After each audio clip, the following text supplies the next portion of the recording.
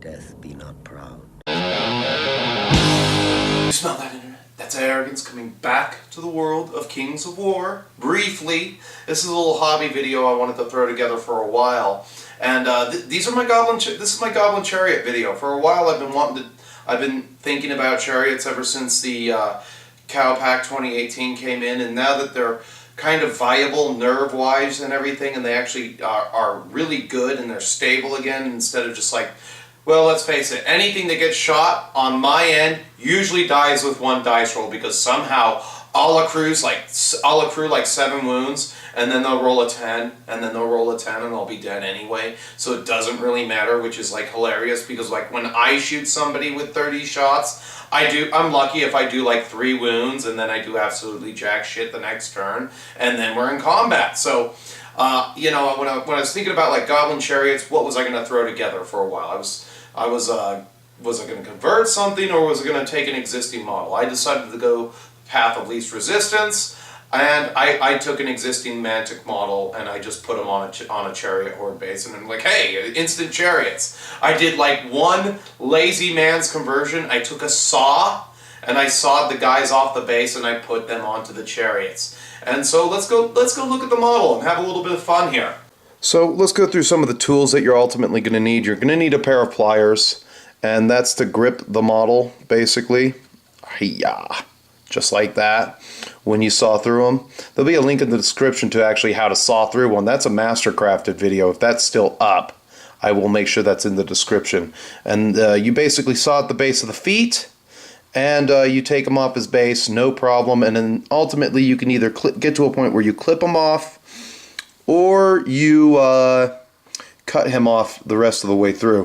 One other way of doing this is that you cut him off completely, and then you put them on a popsicle stick or something like this, a piece of plastic, and you stick them there with Elmer's glue. That Elmer's glue will dry, and you'll be able to snap them right off when you're done painting him. And ultimately you will need all of these tools here to do that, and you'll need some super glue once you're done to affix them to whatever you're doing. And like I said, it's a really easy conversion, because you can get a lot of goblin spitters really quick on eBay, and not to mention you can paint them really fast as well. So let's get to the reason why we're all here.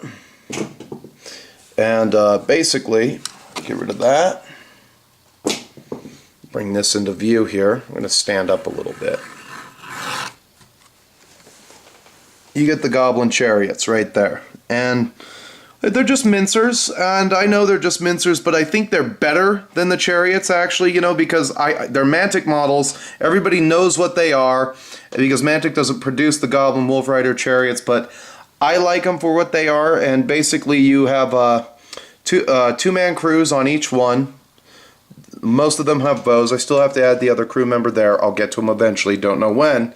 And then you have that one right there. 4 to a base is about all I could manage. I really tried to fit 5 on initially, but it just wasn't going to work because of how big these models are, so I think this works out just fine. And they also, from the front,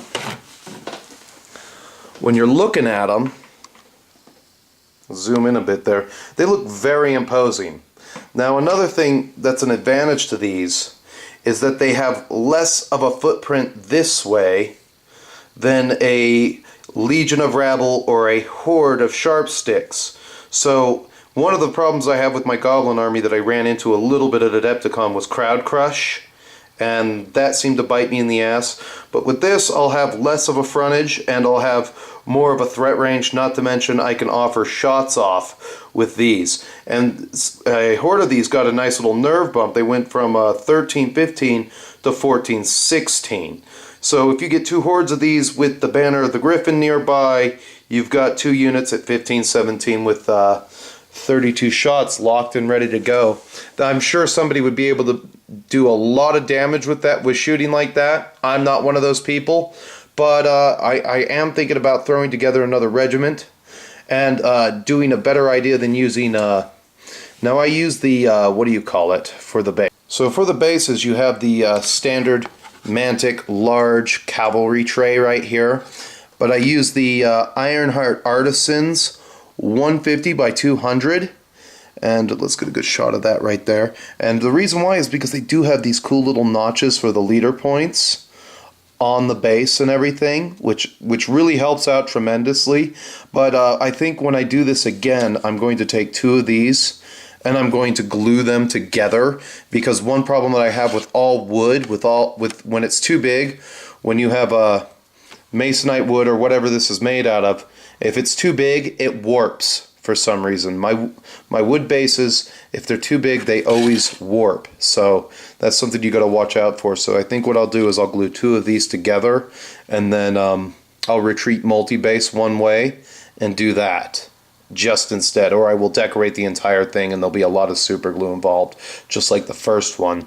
But yeah, that's pretty much the video and what I've been working on in the Kings of War side. I know that this has appeared on Facebook and it's been done forever, but it's something that I wanted to do a video about forever. Anyway, Internet, I know it's not quite a battle report. There'll be one in the pipeline soon, 1 a month. That's what I said in the hobby update. Anyway, as you know, I am entering work mode. I want to paint lots of miniatures right now, and that's kind of where I'm at. And if I'm painting, I don't have a lot of time for editing. And if I'm painting, I don't have a lot of time for playing. And if I'm reading, I damn sure don't have any time. So it's pretty much a triple threat right there. But anyway, this is kind of what I'm going to be doing for a little while. And there'll be at least 1 Kings of War battle report a month. So don't worry. You just keep watching, because I do cool shit sometimes. Anyway, as you know, YouTube has many features you can use to interact with me. You can like the video, dislike the video, comment, or subscribe. But until I see you again, keep fighting, keep playing, keep painting, keep converting, keep taking the path of least resistance, and stay metal, my friends. Hey Internet, if you like these videos, there's a few simple things you can do for me to support this channel. You can always hit the like button, leave a comment, subscribe, and share this video. That's as good as a $5 donation.